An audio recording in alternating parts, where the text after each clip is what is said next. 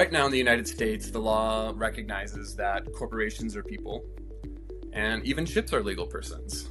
But a chimpanzee, an orca, a dog, under the law, animals are treated as things without legal rights. That is wrong.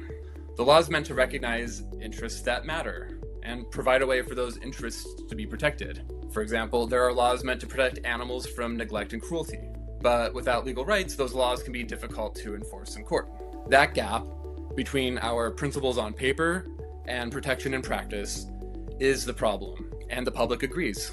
Most Americans agree that denying animals legal rights simply because they're not human is unjust, and a strong majority support legally enforceable protections against cruelty. That's why we do this work. At the Nonhuman Rights Project, we're a civil rights organization working through the courts to challenge the way the law treats non-human animals as things rather than as beings with legally protected interests and experiences that matter. Because this isn't just a theoretical legal debate, it's about animals like Happy, an elephant that the New York Times once called the loneliest elephant in the world, who spent nearly 5 decades in captivity, much of that time alone.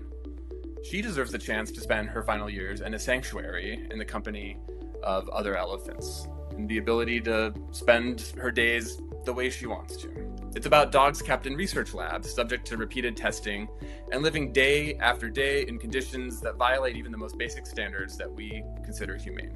They deserve to live free from cruelty. It's about chimpanzees like Tommy, who spent decades alone, confined for human use, failed by the very legal system intended to protect him, and who died without ever being recognized under the law as more than someone else's property.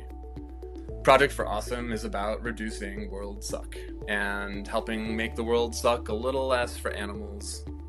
That would be pretty awesome.